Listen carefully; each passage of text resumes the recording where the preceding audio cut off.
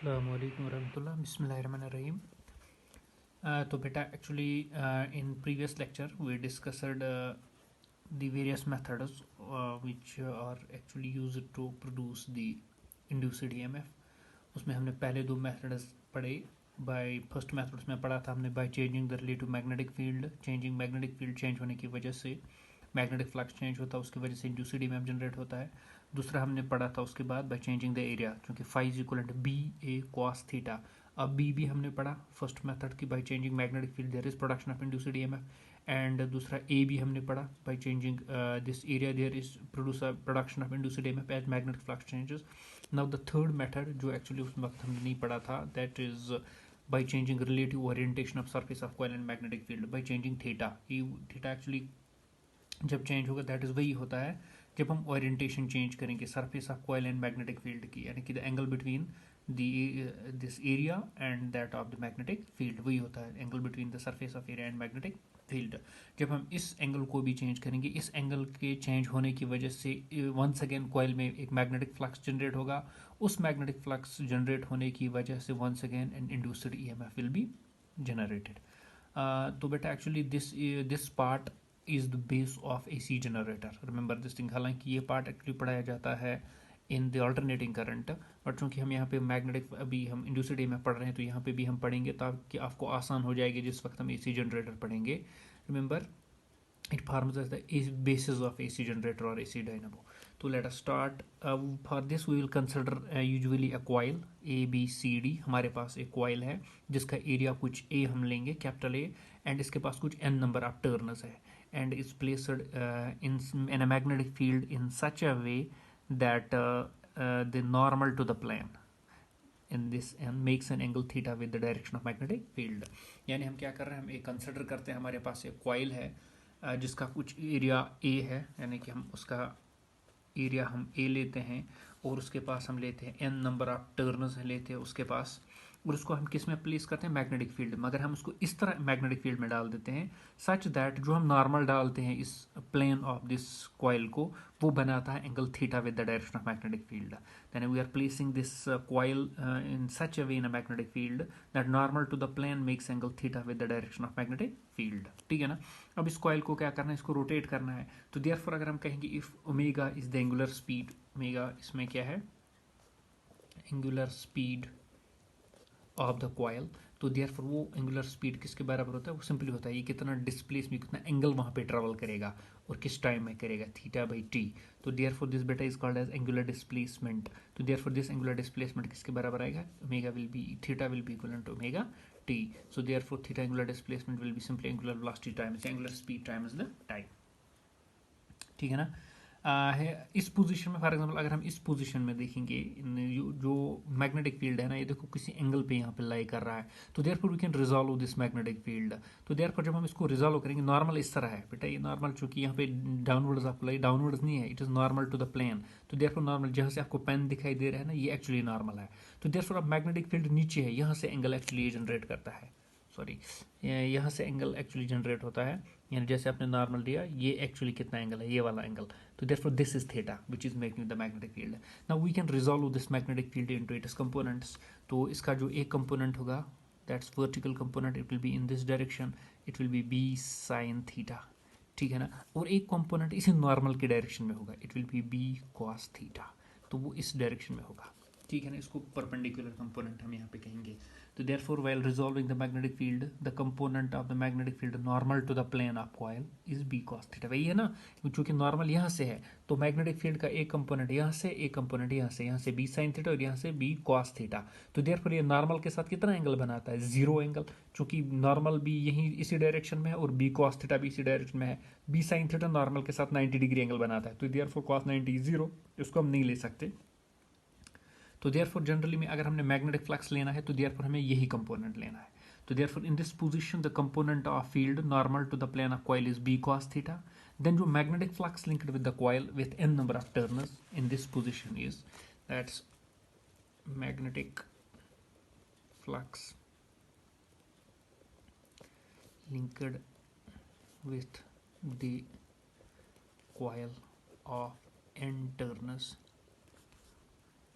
in this position is given as। तो therefore magnetic flux क्या होगा बेटा, सिंपली फाई इज इक्वलेंट होता है ना हमारे पास आमतौर पर मैग्नेटिक फ्लक्स इसके बराबर होता है बी ए कॉस थीटा, लेकिन अब बी के बदले आपको कौन सा कंपोनेंट यहाँ पे नॉर्मल की डायरेक्शन में, तो वो बी साइन और N number of turns, N तो हम पहले इसी तरह लगाएंगे, देयरफॉर हम इस तरह लिखेंगे N B cos theta, B के बदले बी कॉस थीटा और बाहर से area A is the area of the coil. आया समझ में, where N represents number of turns, B cos theta is that component of the this magnetic field which is in the direction of normal, which is making a zero angle with the normal, so therefore and into A is the area, so therefore it is n a b cos theta। अब theta किसके बराबर है, omega t, so we can write it as N A B cos omega t as well. तो चाहे आप cos theta लिखो चाहे आप कॉस ओमेगा टी लिखो, it is one and the same thing. देखो एज कॉइल रोटेट्स, अब चूंकि जो ही कॉइल इस मैग्नेटिक फील्ड में क्या करेगी, रोटेट करेगी, जो theta is equal to omega t that's angular displacement, ये तो चेंज होगा ऑब्वियसली, क्योंकि जब कुछ एंगल ये ट्रेवर्स करेगा, एंगल ट्रेवर्स से जब कुछ करेगा एक पॉइंट से दूसरे पॉइंट तक जो एंगल ट्रेवर्स किया जाता है with respect to the axes, तो उसको आप एंगुलर डिस्प्लेसमेंट कहते हो। तो जेयरफॉर जब ये रोटेट करेगा वहाँ भी उसकी एंगुलर स्पीड हो चेंज होगी, वही इन टर्न हम कहेंगे एंगुलर स्पीड कुछ होगी, एंगुलर स्पीड से कुछ डिस्प्लेसमेंट ये ट्रेवल करेगा, दैट्स थीटा। तो देयरफॉर हम कहते हैं as the coil rotates this theta is equal to omega t will change, so that जो magnetic flux linked with the coil है ना वो चेंज हो जाएगा। तो जैसे ही मैग्नेटिक फ्लक्स के साथ चेंज हुआ, due to change in the magnetic flux there is production of induced EMF in the coil. फिर से मैं बोल रहा हूँ, जैसे ही कॉइल रोटेट करेगा, जैसे इस मैग्नेटिक फील्ड में इसको रोटेशन लगेगी, रोटेशन होने की वजह से इसका एंगुलर डिस्प्लेसमेंट चेंज होगा। जैसे इसका एंगुलर डिस्प्लेसमेंट चेंज हुआ, तो एंगुलर डिस्प्लेसमेंट चेंज होने की वजह से एक्चुअली इसका जो मैग्नेटिक फ्लक्स है बेटा वो चेंज हो जाता है। तो जब मैग्नेटिक फ्लक्स चेंज होता है तो देयरफॉर उसकी वजह से वहाँ पे क्या होगा, वहाँ पे एक इंड्यूस्ड ईएमएफ प्रोड्यूस होता है इस कॉइल में, और उसका मैग्नीट्यूड एक्चुअली हमें, उस इंड्यूस्ड ईएमएफ का मैग्नीट्यूड हमें किसी भी टाइम पे अगर निकालना है तो easily we can calculate that by using Faraday's laws of electromagnetic induction. ठीक है ना, जैसे as coil rotates theta is equivalent to omega t changes, so that the magnetic flux phi linked with the coil changes and hence an induced EMF is produced। ठीक है ना, कहाँ पे, in the coil simply, and the magnitude of, वो आप खुद लिख सकते हैं, the magnitude of that induced EMF at any instant time is given by Faraday's laws of EMI and is given by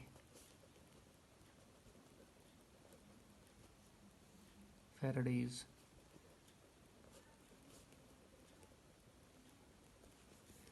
law of EMI. तो आपको already पता है जो इंड्यूस्ड ईएमएफ जनरेट होगा बेटा, तो that induced EMF will be simply equivalent to minus d phi by containing Lenz's law. ठीक है ना, अब फैराडेज लॉज को हम कंटेन करेंगे Lenz's law says that the induced EMF will oppose the cause, इसका कॉज यहाँ पे क्या है, रोटेशन है, तो इट विल अपोज करेगा उसको।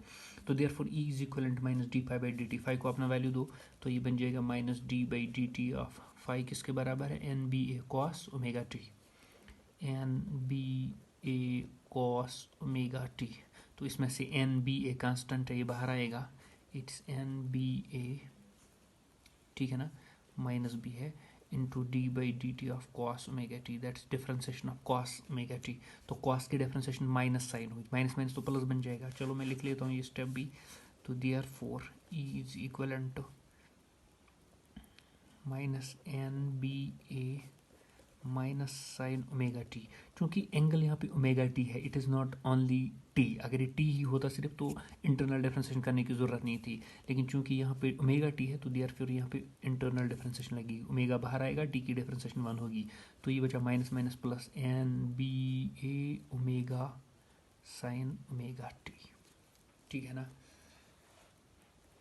तो देयरफॉर आपके पास जो ईएमएफ निकला वो किसके बराबर है, N B A omega sine omega t. So this is the induced EMF generated in the coil with n number of turns. Put it as equation number first. देखो जो इंड्यूस्ड ईएमएफ कब maximum होगा, यानी इस coil में induced EMF किस वक्त maximum होगा। ओब्वियसली यहाँ पे आप देखो ये सारे कांस्टेंट्स है, सिर्फ साइन टी पे ही डिपेंड होगा। तो देयरफॉर जो आपके पास इंड्यूस्ड ईएमएफ ये मैक्सिमम होगा कब, when sign omega t is maximum, जब साइन ओमेगा टी मैक्सिमम होगा। तो कब, so simply one, because sign का वैल्यू मैक्सिमम क्या होता है, वो वन होता है। तो देयरफॉर तो वो किस एंगल पे होता है वो आपको पता है, वो 90 डिग्री पे होता है। तो देयरफॉर जिस वक्त ओमेगा टी 90 होगा तो उस वक्त एक्चुअली आपके पास इंड्यूस्ड ईएमएफ क्या होगा, मैक्सिमम होगा। और वो किसके बराबर होगा, तो देयरफॉर देन दैट इज, जब ई किसके बराबर होगा, अब साइन ओमेगा टी 1 है जिस वक्त मैक्सिमम है, तो देयरफॉर उसको हम कहेंगे ई maximum will be simply equivalent NBA omega which is equivalent to E naught। ठीक है ना, इसको हम किससे रिप्रेजेंट करते हैं, E naught के साथ। तो देयरफॉर ये इक्वेशन फर्स्ट क्या बनेगी, E is equivalent NBA omega किसके बराबर, E naught sin omega t।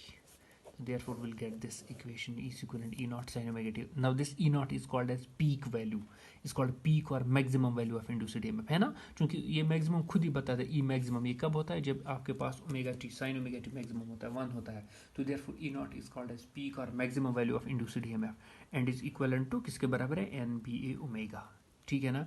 तो ये जो इक्वेशन है ना, ये पता आपको ये क्या रिप्रेजेंट करता है, it represents the expression for induced EMF linked with a coil। ठीक है ना। तो therefore this is the expression which represents the value of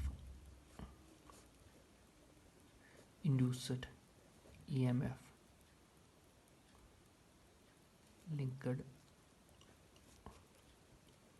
with the coil। ठीक है ना। तो एक्चुअली अभी मैं ज़्यादा इसके बारे में नहीं बताऊंगा आपको, इसको अल्टरनेटिंग ईएमएफ अभी हम कहेंगे। जब हम अल्टरनेटिंग करंट्स पढ़ेंगे तब हमने यही इक्वेशन से स्टार्ट करना है, क्योंकि हम इंड्यूस्ड करंट भी निकाल सकते हैं। नाउ इंड्यूस्ड करंट वो सिंपली हम किस तरह निकाल सकते हैं, I will be simply equivalent to E by R. तो that's equivalent to E not by R sine omega t. E को अपना वैल्यू देना है, E not sine, now E not by R it will simply equivalent represents that I will be simply equivalent to I naught sin omega t। ठीक है ना, ये AC current represent करता है बेटा। This is I naught is equivalent E naught by R is the peak value of induced current. The जो induced EMF है ना, अगर आप देखोगे इंड्यूस्ड EMF देखोगे या इंड्यूस्ड करंट हम देखेंगे, it is a function of time. Omega T आना है बाहर, यहाँ पे ओमेगा टी भी आ रहा है ना। तो therefore the induced EMF is actually a function of time. Hence as the coil passes through different position, जब कॉइल डिफरेंट पोजीशंस पे जाएगी, यहाँ पे जब कॉइल डिफरेंट पोजीशंस पे जाएगी विद द पैसेज टाइम के साथ साथ, जन जो EMF यहाँ पे प्रोड्यूस होगा ना, वो बेटा चेंज होगा टाइम के साथ साथ। That's is equivalent E not sine omega T. This is the basis of AC dynamo, कि वही बेटा यही बेस बनेगी। AC डायनामो इसी प्रिंसिपल पे काम करेगा उस वक्त, कि जो यहाँ पे इंड्यूस्ड EMF जनरेट होगा ना टाइम के साथ, वो एक्चुअली हम कहेंगे इंड्यूस्ड EMF ये फंक्शन ऑफ टाइम है, ये टाइम के साथ साथ यहाँ पे प्रोड्यूस होगा, है ना। जैसे ही कॉइल मूव करेगी with the passage of time, यानी मुख्तलिफ पोजीशन जब वो एक्वायर करेगी टाइम के पास होने के साथ, पहले ऐसे फिर बाद में टिल्ट होगी, तो एट डिफरेंट टाइम्स इसकी जो पोजीशन होगी वो डिफरेंट होगी। तो वहाँ पे जो इंड्यूस्ड EMF प्रोड्यूस होता है बेटा, वो भी चेंज हो जाएगा टाइम के साथ साथ। Induced EMF producer changes with the time. EMF generate, current change हो रहा है, EMF चेंज हो रहा है टाइम के साथ साथ। यहाँ पे device that EMF which is given by is equivalent E not sine omega t, यहाँ current which is given by I is equivalent I not omega t, ये कंसिस्टेंटली चेंज होगा। तो it forms the base of AC alternating dynamo. थोड़ा सा मैं इसको आपको glimpse भी दूंगा कि एक्चुअली चेंज कैसे होता है ये। मैं आपको बताऊंगा कि अल्टरनेटिंग करंट एक्चुअली फिर बाद में इससे कैसे प्रोड्यूस होता है बाय चेंजिंग द ओरिएंटेशन। चलो हम इसको स्पेशल केसेस के तहत पढ़ेंगे। अगर मैं कहूँगा पहले if t is equivalent to 0, अगर t टाइम पहले 0 था, ठीक है ना, क्योंकि अब आपको पता है बेटा E किसके बराबर है, E is equivalent E not sine omega T. This gives us the EMF which is produced in the coil when the coil usually is rotating, when the coil is having different orientations at different times, at time t is equal to 0 start पे, then omega t किसके बराबर होगा, वो भी 0 के बराबर होगा, omega into T वो तो 0 के बराबर होगा, तो साइन ओमेगा टी किसके बराबर होगा, वो भी 0 के बराबर, बिकॉज साइन 0 इज 0। तो इन जनरल ई किसके बराबर, जब साइन ओमेगा टी 0 बन गया, ई भी किसके बराबर होगा, 0 के बराबर। तो at start of the time, start जब हमने कॉइल को एक्चुअली रोटेट करने की कोशिश करेंगे, जब स्टार्ट हम कॉइल पे लेंगे, तो उस वक्त जब वो रोटेट नहीं कर रही है, स्टार्ट अभी हो रही है, रोटेट करने के लिए तैयार हो रही है, तो उस वक्त ईएमएफ कितना प्रोड्यूस होगा, 0 प्रोड्यूस होगा ईएमएफ। तो मैं यहाँ थोड़ा सा बनाऊंगा अभी, फिर हम देखेंगे, this is capital E, this is sorry minus E, ठीक है ना। तो at start this is t is equal to 0, time period is equal to 0, तो उस वक्त ईएमएफ कितना है बेटा, 0 है। तो जब उसके बाद हम दूसरा केस देखेंगे, if t is equal to 1 quarter of time period, यानी time period means that whole time taken by the coil to complete one full rotation inside the magnetic field. एक रोटेशन करने में जितना उसको टाइम लगता है उसको टाइम पीरियड कहते हैं। तो देयरफॉर जब T is equal T by 4, एक क्वार्टर टाइम का, यानी टाइम पीरियड का क्वार्टर, जिसको आप सौद कहते हो कश्मीरी में, सौद, तो देयरफॉर जिस वक्त टाइम कितना पास होगा, 25 मिनट्स, तो उस वक्त ओमेगा टी किसके बराबर होगा बेटा, ओमेगा टी किसके बराबर होगा, क्या आपको पता है ओमेगा किसके बराबर है, you know that omega is equivalent to 2 pi by t, remember this thing, this is relation, actually आपने 11th क्लास में पढ़ी है, दैट इज आपके पास जो एंगुलर स्पीड है वो किसके बराबर होती है, वो 2 पाई बाई टी होती है, दैट इज 2 पाई न्यू, जो कि न्यू होता है ना 1 बाई टी, तो देयरफॉर ओमेगा किसके बराबर है, 2 पाई बाई टी, तो देयरफॉर वो बन जाएगा बेटा 2 pi by T into T का वैल्यू कितना है, into T by 4, T T cancel, 2 1 jar 2 2 jar, that's equivalent pi by 2। तो उस वक्त जो एंगल वहाँ पे जनरेट होता है, जो थीटा है ना, क्योंकि ओमेगा डी थीटा है ना, तो एंगल 90 डिग्री एक्चुअली कॉइल ने ट्रेवल किया है, ठीक है ना बेटा। ये यहाँ पे एंगल थीटा, ओमेगा टी 0 था, विच मीन्स थीटा वाज 0। तो इस वक्त आपने उस वक्त जो एक्चुअली मैग्नेटिक फील्ड नॉर्मल एक ही डायरेक्शन में है, इस वक्त वो परपेंडिकुलर है एक दूसरे के साथ, ओमेगा टी है ना थीटा के बराबर, तो किसके बराबर निकला, पाई बाई 2, तो देयरफॉर साइन ओमेगा टी किसके बराबर होगा, that is sine theta is equivalent sine pi by 2 is equivalent to 1। तो देयरफॉर साइन ओमेगा टी किसके बराबर आपको निकला, 1 के बराबर, क्योंकि पाई बाई 2 है ना, जब sine pi by 2 90, sine 90 is 1, तो देयरफॉर ई किसके बराबर आएगा, E will be maximum, it is plus E not. तो देयरफॉर उस वक्त जो आपके पास ईएमएफ होगा वो मैक्सिमम होगा। तो देयरफॉर जब आप देखेंगे ये इस तरह अप जाएगा, यहाँ पे पहुँच गया ई नॉट, मैक्सिमम पहुँच गया यहाँ पे बेटा।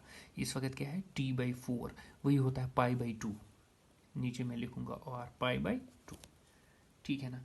चलो एक और केस लेंगे अब, उसके बाद T is equivalent T by 2, अब हाफ रोटेशन उसने की 30 मिनट्स 30, ठीक है ना, हाफ रोटेशन, यहाँ से स्टार्ट की थी, ये 0 था, ठीक है ना, ये क्या किया, ये 1 क्वार्टर है, तो बेटा ये आपका 1 हाफ और हाफ रोटेशन है ना, समझ में, तो उसको टी बाई 2, तो देयरफॉर उस वक्त बेटा ओमेगा टी किसके बराबर है, ओमेगा किसके बराबर है, 2 पाई बाई टी, टी को अपना value they into T by 2, T T cancel, 2 2 cancel, वो तो पाई आ गया, तो therefore sine pi omega t, sine pi तो ओमेगा टी पाई के बराबर है, साइन पाई 0 होता है, तो therefore sine omega t is equal to 0, because sine omega t के बदले साइन पाई इज 0, तो बेटा उस वक्त आपके पास ई किसके बराबर आएगा, 0 के बराबर, वंस अगेन। तो जब यहाँ पे देखो कॉइल जब 0 पे था, इस वक्त भी इंड्यूस्ड ईएमएफ 0 था, लेकिन जब आप क्वार्टर पे गए इस वक्त मैक्सिमम था इंड्यूस्ड ईएमएफ, जब आपने एक हाफ रोटेशन की तो वंस अगेन ईएमएफ बिकम्स 0, तो बेटा ये यहाँ पे 0 बन गई, है समझ में। तो ये रिप्रेजेंट करेगा टी बाई 2, ये रिप्रेजेंट करेगा पाई को, ऐसे टाइम है समझ में। तो चलिए आगे, number 4th case, when t is equivalent to 3t/4, जब थर्ड क्वार्टर होगा, जिसको आप दून कहते हो, ठीक है ना, तो देयरफॉर ये 0 t/4 t/2, एक और रोटेशन इस तरह, दैट इज 3t/4, तो उस वक्त ओमेगा टी किसके बराबर आएगा, that's once again omega is 2 pi by t, ये हो गया 3t/4, T T cancel, 2 2 jar, वो हो गया 3 पाई बाई 2, ठीक है ना, 270, तो 3 पाई बाई 2 ये बन जाएगा sine 3 pi by 2, because omega t के बदले में क्या लूँगा, 3 पाई बाई 2, तो बेटा वो -1 होगा, तो साइन 3 पाई बाई 2, तो इक्वेशन में sine 3 pi by 2 sine omega t किसके बराबर है, यहाँ पे वो है साइन 3 पाई बाई 2, दैट्स -1, तो देयरफॉर बेटा आपका ई किसके बराबर आएगा, -E0, माइनस है ना यहाँ पे, तो minus E not, which mean ये यहाँ पे मैक्सिमम ई एफ है लेकिन वो पोलैरिटी अगेंस्ट है, वो नीचे जा रही है, माइनस में जा रही है, यहाँ पे पोलैरिटी आग पे खड़ा हो गई। तो बेटा this is equivalent to 3t/4, ये हो गया 3π/2, ठीक है ना। उसके बाद जब कंप्लीट रोटेशन होगी, fifth case when t is equivalent t, जब एक कंप्लीट रोटेशन उसने की, जीरो यहाँ से यहाँ से यहाँ से यहाँ से फिर वापस आएगा कंप्लीट रोटेशन, तो उस वक्त बेटा आपका ओमेगा टी किसके बराबर, वो हो गया 2π/t इंटू टी कैंसल, वो हो गया 2π, तो therefore sin 2π is 0, sin nπ is 0, तो therefore E is equivalent to 0। तो वंस अगेन EMF क्या बना, 0। तो वंस अगेन हम देखते हैं ये फिर से वापस जाएगा यहाँ पे, दिस इज T और 2π। तो therefore आप देखो यहाँ पे पीक वैल्यू यहाँ पे है, पीक वैल्यू यहाँ पे है, ये भी E नॉट है, ये भी E नॉट है, पर पोलैरिटी डिफरेंट है ना। सो therefore bye changing the orientation आपको कौन सा करंट मिल रहा है, it isn't it AC current which is changing it's polarity, positive polarity negative polarity, thus by changing this thus it becomes the base for AC generator, AC dynamo इसी base पे काम करता है।